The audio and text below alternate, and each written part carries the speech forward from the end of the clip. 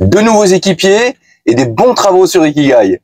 Dans cette vidéo, on va parler de nos nouveaux équipiers et surtout, on va parler des travaux qu'on a fait sur Ikigai. Donc, on va parler de charbon pour le moteur électrique du Desal. On va parler de capteur d'angle. On va parler de boîtier de commande moteur et puis de différentes autres choses.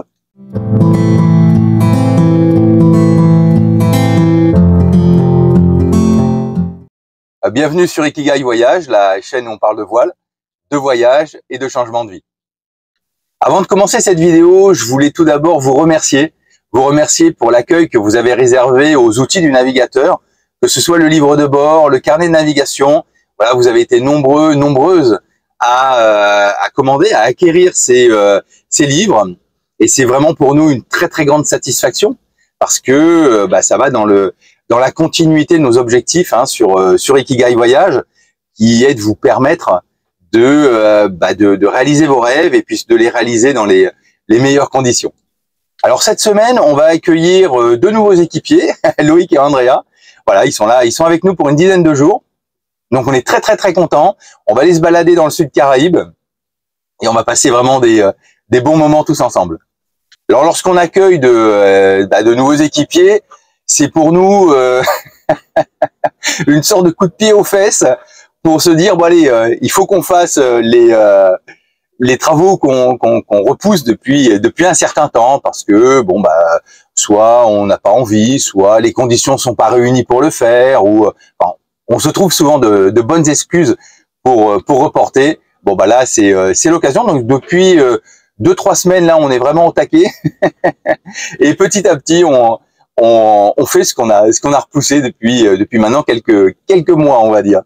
Alors, il y a ce qu'on repousse, et puis il y a ce qui vous tombe sur le coin de la tête, sur le coin du nez, lorsque, toujours au mauvais moment. Et ce qui nous est tombé là, sur le coin du nez, c'est que le moteur du Desal a commencé à faire des siennes, et on s'est retrouvé avec un moteur qui tournait à une vitesse bien inférieure à ce qu'il devrait. Et pour nous, ça a été d'abord identifier l'origine de la panne. Alors l'origine de la panne, c'était les charbons. Donc une semaine avant le départ, trouver des charbons sans devoir les commander, parce que la commande du charbon, ça aurait pris trop de temps pour arriver. Donc ça a été courir les magasins, trouver les charbons, et puis ensuite faire les travaux. Ça, on va le voir dans la vidéo. Le deuxième point, et ça c'est quelque chose que j'ai repoussé. Je voyais pas d'urgence à le faire parce que j'avais un élément de secours, on va dire, c'est le capteur d'angle. Alors le capteur d'angle, ça fait un petit moment qu'on l'a reçu, donc le capteur d'angle de barre pour le pilote automatique. Mais comme je me servais de la fonction régulateur d'allure avec la girouette anémomètre, ça m'empêchait pas de naviguer. Mais là pour le coup, il a fallu remettre le capteur d'angle. Donc ce qui est intéressant avec ça, c'est que on a maintenant la possibilité de naviguer avec un angle précis ou naviguer avec un angle au vent, ce qui est quand même beaucoup plus confortable. Et puis de toute façon, il fallait le faire. Alors le capteur d'angle, je vais pas forcément insister beaucoup sur le changement du capteur parce que c'est une sorte de changement standard. On n'a pas forcément touché la tringlerie, etc. Par contre, ce qui est intéressant, c'est de voir comment on recalibre le capteur d'angle, parce qu'une fois que vous l'avez débranché, forcément, il va falloir que le calculateur, lui, et le capteur retrouvent les débattements complets de la roue et du safran. Et ça, il faut le recalibrer. Et c'est pas compliqué, mais c'est un peu souvent ça dans les outils où on doit taper sur un écran pour suivre une arborescence et se dire alors après ça je vais là. Des fois on tâtonne un peu. Donc là je vais vous filmer la procédure pour recalibrer le capteur. Un troisième point qui va être important dans cette vidéo, ça va être la poignée de commande des gaz. Alors cette poignée, pour nous, elle avait un gros jeu, et ça depuis qu'on a acheté le bateau. Alors parmi les 1001 choses à faire avant le départ, on l'a pas fait. On s'y est un peu accommodé, mais à chaque fois qu'on l'utilise, avec le battement qu'on a dans la poignée, c'est compliqué. C'est compliqué de retrouver le point neutre, en fait. Marche avant, ça va. Marche arrière, ça va. Retrouver le point neutre avec le jeu, c'était un peu compliqué.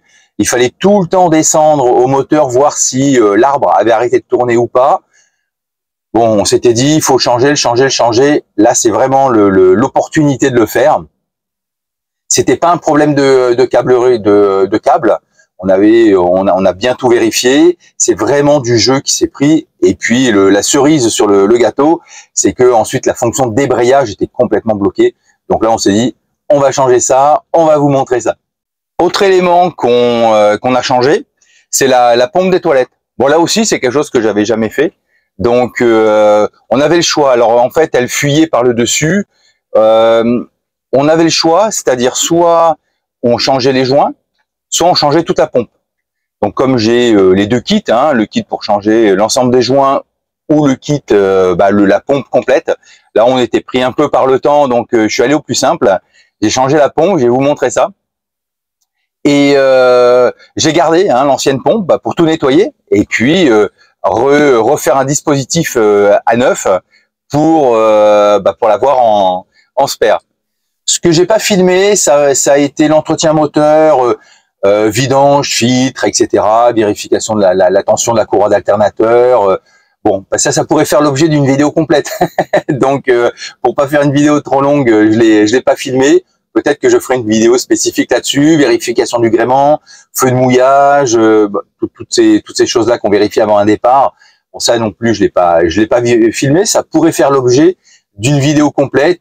Peut-être que là aussi, on fera une vidéo plus tard.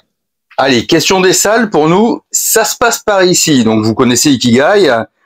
On a notre tableau de commande qui est ici. Et puis en dessous, la partie membrane et puis la partie haute pression. En fait, à l'intérieur, on va avoir ici, hop,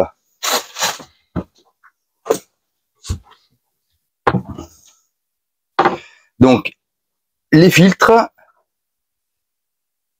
Le premier filtre, tout en bas, la pompe basse pression, la pompe de gavage, et puis ici, encore des filtres. Et la partie haute pression, elle va être ici. Et voilà le bestiau. On avait fait une vidéo déjà sur le nettoyage de la membrane qui est dans le tube.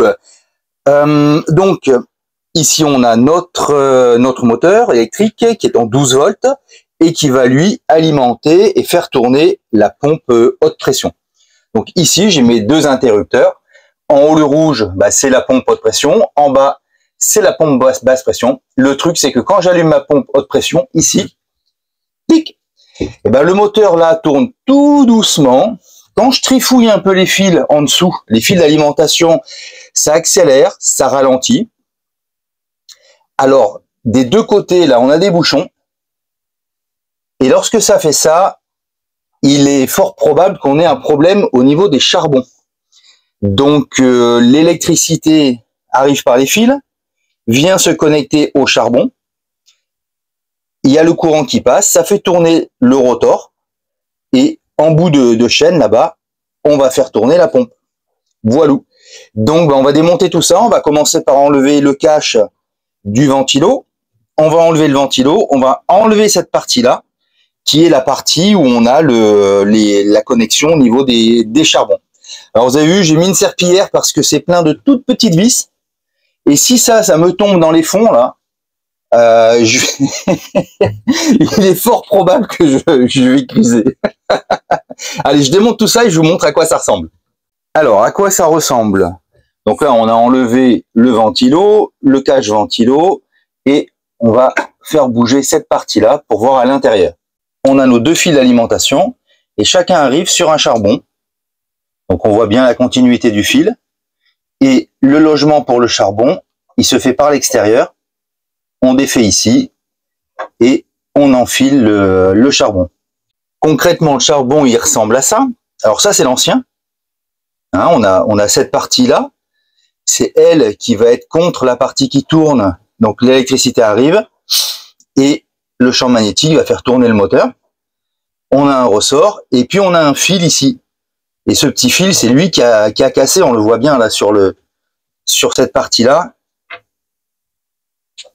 Ah, il est complètement pété. Et du coup, on n'avait plus de continuité électrique. Alors le charbon neuf, il ressemble à ça. Il a une partie ici qui a la forme un peu arrondie pour la partie qui va tourner. Le fil électrique, le fil conducteur à l'intérieur du ressort, là. Et puis cette partie-là. Et donc, on va l'enfiler comme ça sur le côté. Alors, sur ce modèle-là de Dessal, on a 2 charbons. Donc, j'ai enlevé le bouchon. Là, on voit bien la forme. On va faire passer le charbon à l'intérieur, horizontalement. Et puis ensuite, on a la partie métallique à l'arrière qui va venir se clipser. Et on va faire ça pour les deux. Et ensuite, on remonte et les charbons, eux, ils viennent frotter contre cette partie-là. Pas frotter. Ils viennent contre cette partie. Allez, je vais remonter tout ça et puis ben, on va voir comment ça tourne après. On a tout démonté, on a tout remonté. Et là, bah maintenant, quand j'allume ici, hop, bah ça tourne nickel. Donc on est content. Franchement, trouver les charbons, on n'y croyait pas. Alors le plus gros défi pour nous, c'était de trouver les pièces, de trouver les charbons. Parce que, alors déjà, en fonction des modèles de moteur, c'est pas les mêmes. En fonction des, alors parfois il y en a 2, parfois il y en a 4. La forme va être aussi spécifique. Le principe est toujours le même en fait, hein, c'est-à-dire transmettre de l'électricité sur un rotor, mais les pièces sont toujours spécifiques. Alors on n'y croyait pas trop, et on a trouvé, à force de chercher, d'aller de magasin en magasin, et ben Yes, le magasin Yes, qui fait que de l'électricité, de l'électronique, qui est au niveau du Marin vers Carré-Nanty, le chantier naval, bah eux le fait. Et en plus, alors c'est un gros coup de bol, ils sont distributeurs de ce type de Dessal. Donc non seulement ils avaient la pièce, et en plus nous on sait que bah, ça va être un contact au niveau ressources. Bah, si un jour on avait besoin d'autres pièces ou de renseignements techniques. Allez, c'est bon, le Dessal, c'est fait. On va s'attaquer maintenant aux toilettes. Alors, on a un toilette ici. On en a un autre de l'autre côté au niveau bâbord. Alors, celui-là, il n'y a pas de souci. Celui-ci, il nous embête un peu. Hop. Il nous embête. Et ce qui nous embête, eh ben, évidemment, c'est la pompe. Voilà. Cette pompe-là. Parce que lorsqu'on pompe, en fait, on a de l'eau qui sort d'ici. Alors, j'ai 2 possibilités. J'ai tous les joints pour réparer la pompe, et puis j'ai une nouvelle pompe. Là, je suis un peu pressé par le temps. Je vais pas me casser la tête. Je vais changer directement au niveau de la pompe. Alors, c'est relativement simple. Je vais pas forcément le filmer dans le détail. Quand on veut changer la pompe, on a en bas ici 4 vis. On en a 2 derrière là-bas. Et puis, on a les tuyaux à déconnecter, reconnecter. Voilà. Donc là, le seul truc pour moi, c'est de prévoir de quoi récupérer la flotte, pour récupérer la flotte qui peut traîner dans les tuyaux, avoir des serpillères, et puis bien penser à fermer les vannes pour pas se retrouver avec une entrée d'eau trop importante. À un moment donné, on avait pensé à mettre un toilette électrique à l'arrière, donc sur le cabinet de toilette arrière tribord. En fait, on se tâte encore, on en est un peu revenu, on a des copains qui ont fait ça, alors on a trouvé des marques plus ou moins chères et puis des marques plus économiques. Même sur les marques chères, les copains qui les ont mis ont été un peu embêtés. Voilà, soit des problèmes d'étanchéité, mais ou des problèmes avec le broyeur parce qu'il y a un broyeur électrique dedans. Bon, ça nous a un peu refroidi. Donc on s'est dit pour l'instant on va rester sur du manuel. Le côté électrique c'était pour avoir du confort, surtout quand on a des invités. Comme là on va avoir des personnes à bord. Bah, les personnes qu'on va avoir à bord connaissent bien ce type de toilette, mais parfois on a de la famille ou autre et bon c'est un peu compliqué. Il faut pomper, basculer la molette d'un côté, basculer la molette de l'autre pour vider, repomper, penser à le verrouiller pour pas qu'il y ait un problème de siphon. Bon, enfin, bref, on s'était dit pour des personnes qui n'ont pas trop l'habitude, ça peut être sympa d'avoir juste appuyer sur un bouton. On a la capacité électrique de le faire, c'est pas un problème. Bon. Le souci, c'est la fiabilité dans le temps. Là, on n'a que de la mécanique, on a des joints à changer. Bon, c'est pas la mort. Nous, l'avantage, c'est que sur Ikigai, nous avons 2 toilettes. Donc, quand il y en a un qui fonctionne pas, on a toujours un autre en sécurité. Vous connaissez la vie de bateau? Bah, la vie de bateau, c'est ça. Voilà. On a le KGB qui est plein à craquer. Voilà. Alors, le bloc de plongée est dehors parce que en ce moment, je nettoie la coque. Le canoë, bah, il n'y a pas d'autre place pour le mettre. Et évidemment, la pompe, elle est en dessous. Voilà, tout en bas, sous le plancher. Donc, premier truc, ça va être de sortir la pompe, de sortir les joints et après de s'attaquer au remplacement. Ah, ça y est, on a tout sorti. On a même le petit escabeau là-bas. Ça, c'est pour la prévision du carénage. Hop. Donc, on est en dessous, sous le plancher. Je profite d'être là pour vous montrer l'installation pour la bouteille de plongée. Alors, je l'avais déjà montré dans une autre vidéo. Donc, ici, on a un sang d'eau. Alors là, c'est traversant, hein, c'est repris de l'autre côté. Et là, c'est au niveau de la robinetterie. Et en bas, j'ai donc pareil, c'est traversant. Et puis, une sangle qui se clipse sur le bas du bloc. Le bloc va bien ici, là, sur toute sa hauteur. Donc ça, c'est vraiment nickel. Ça a jamais bougé, même avec des navigations bien agitées. Le bloc, il a jamais bougé d'ici. Après, c'est sûr, lorsqu'il faut se le trimballer et le remonter là-bas au niveau de la descente, bon, c'est pas le meilleur moment de la journée. Tout ce qui est sanitaire, là, ici, on va avoir un truc ici. Donc là, on a déjà des joints et là, on a la pompe. Alors moi, je mets tout dans des petits sachets, comme ça, par thème. C'est plus pratique ensuite pour les retrouver. Allez, voilà, c'est bon, on a tout ça. Bon, alors, je fais pas de la pub pour Japsco, hein, mais je pense qu'on a un peu tous les mêmes. Ce sont les leaders au niveau du marché. Donc là, j'ai un kit pour tous les kits au niveau des joints. Et ça, c'est la partie qui est livrée avec la pompe. Alors, sur la pompe, il y a un truc, c'est qu'on a ici, il faut regarder la couleur de l'étiquette. La couleur d'étiquette va correspondre à des modèles qui vont être différents, des modèles ou des années. En tout cas, vous plantez pas au niveau de la couleur lorsque vous voulez changer vos kits. C'est assez simple en fait, parce que du coup, j'ai une arrivée ici, une arrivée ici, une arrivée là. Je pensais même au départ que j'allais devoir démonter ça. Bon, c'est la première fois que je le fais, donc j'ai pas l'expérience de ça, mais je pensais que j'allais devoir démonter ça, mais du coup, c'est déjà là. Et puis, bah, j'aurai que ces 4 vis ici à visser par le dessus. On voit bien le système de piston qui est en dessous. Là. Allez, c'est parti, on va faire ça. Donc là, j'ai débranché mes tuyaux. Celui de derrière, il est un petit peu dur vu que c'est le gros qui rentre après dans le placard. Donc, je vais pas complètement l'enlever. Ce que je vais faire, c'est que je vais enlever la pompe et débrancher le tuyau en enlevant la pompe. Voilà, donc serpillière, ça permet s'il y a de l'eau qui sort d'éponger. Puis surtout, si j'ai des petits boulons ou des petites vis qui tombent, qu'elles me tombent pas complètement dans le fond là-bas. Et puis voilà, hein, le système est relativement simple. Bon, j'ai sorti la pompe. Effectivement, on voit que le diamètre du trou là, il est quand même bien encrassé avec toute cette espèce de calcaire un peu dégueulasse. Le joint là, il est pas hyper propre non plus. Et surtout lorsqu'on voit la différence avec le nouveau. Hein. Bon, il est brillant, je l'ai lubrifié là avec un lubrifiant silicone. Alors ce à quoi je fais gaffe, on a un petit détrompeur ici quand même au niveau des trous. Et ce que je vais vérifier, c'est la partie bombée. Voilà, si elle est bien en haut ou en bas au niveau du montage.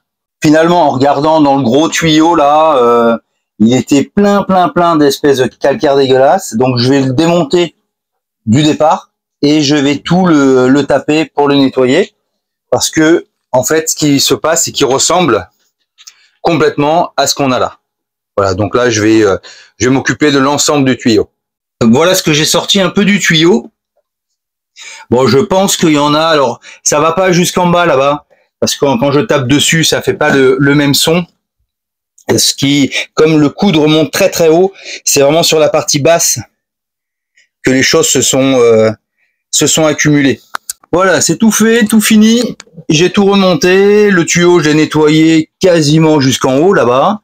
Bon, je pense pas que sur la partie basse, il y ait beaucoup de choses. De toute façon, le carénage est prévu dans 2 mois, donc ça, les vannes, tout ça, ça va être des choses que je vais contrôler à ce moment-là. Donc, ça sera plus facile de le faire à terre. Et puis, j'ai pas d'urgence non plus. Une parenthèse sur le joint qui est en bas là. Donc, il y a un détrompeur. La partie bombée, elle est vers le haut. Et moi, je prends l'habitude de graisser un petit peu tout ce qui est joint. Alors, pour les joints, c'est de la graisse silicone hein, qui va bien parce que c'est pas trop agressif. Là-dedans, je vais pas remettre la poubelle. Je vais pas rien faire du tout. Je vais juste... Comme ça, je le garde à la vue. Je vais utiliser le toilette pendant 3-4 jours et simplement vérifier que j'ai pas de fuite, que tous les colliers sont bien serrés, les vis sont bien serrées. Là, je l'ai testé, il fonctionne. Donc pour l'instant, c'est nickel. Alors juste pour la petite histoire, changer la pompe, ça m'a quand même pris 2h30. Alors peut-être que je suis pas hyper rapide, mais finalement, ça prend quand même du temps. C'est pas un truc, faut pas prévoir une demi-heure. Enfin, en même temps, en bateau, tout ce qui prend 1 heure à terre prend 4 heures. En bateau, donc on a l'habitude. On a le boîtier de commande avec la manette. Donc là, on est sur marche avant, marche arrière, accélérateur. Et puis le bouton pour débrayer. Le problème, c'est que on a un jeu de fou ici, là. Un jeu énorme. On l'a démonté, on a regardé les câbles, ça vient pas des câbles.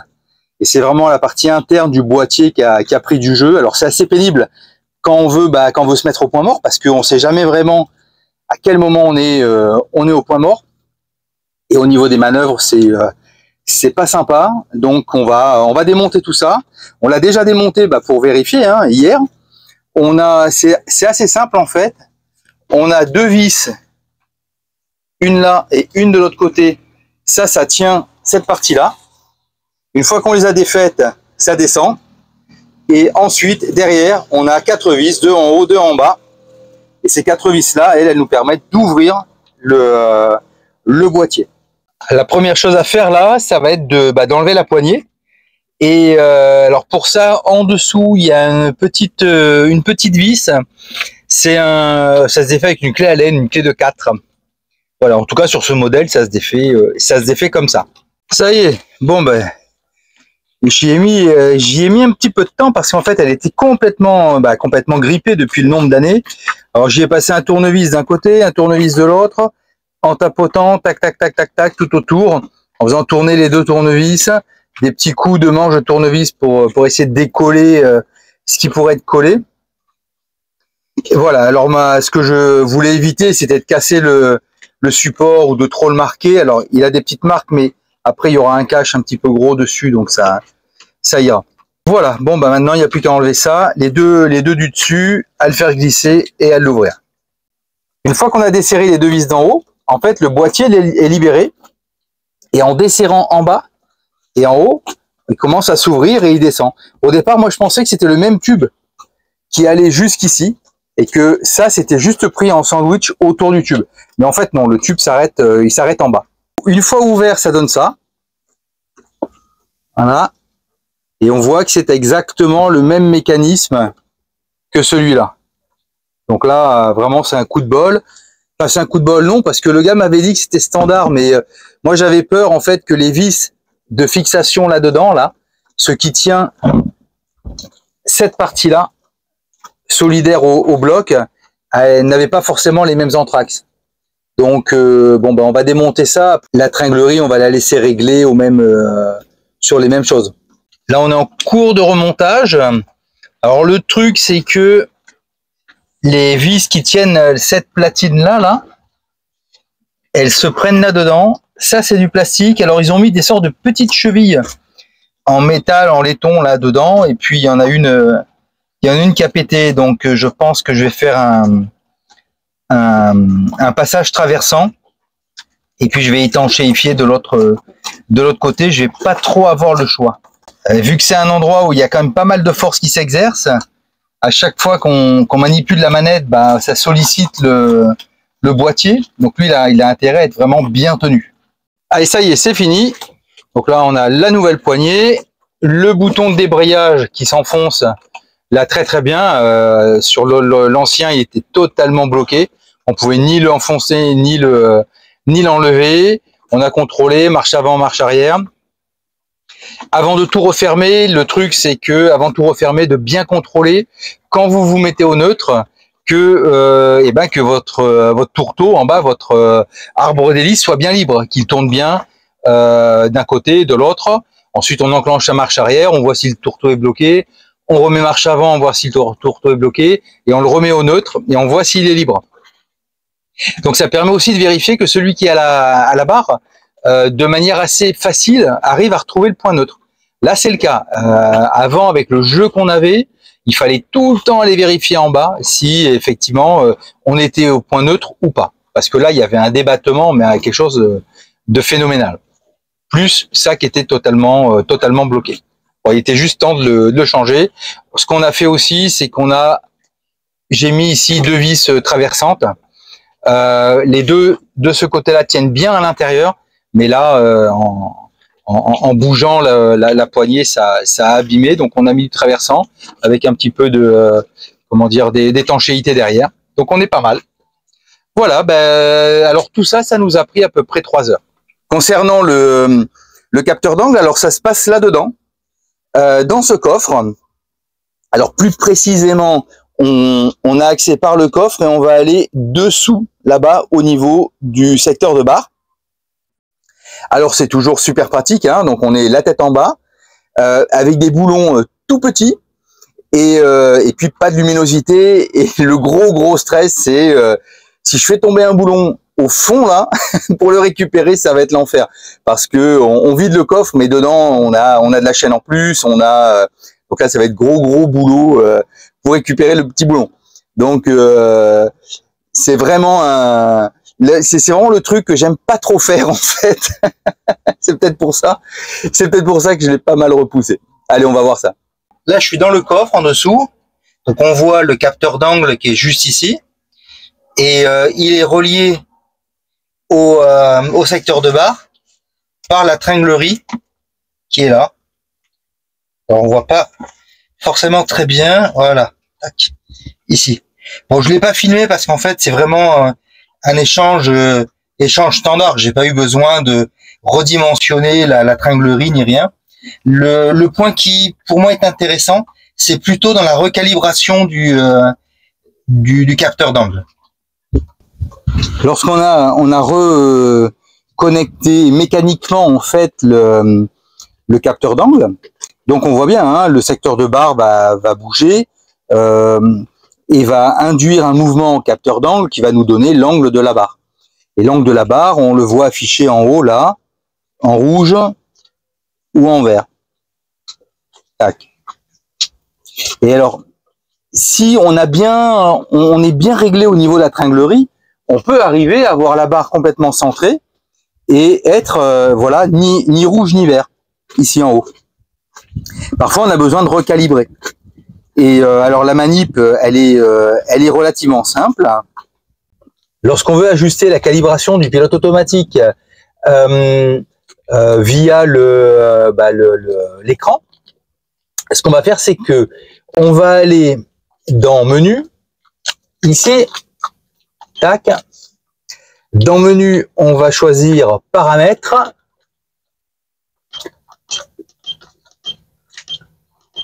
Voilà. Donc je fais OK avec lui.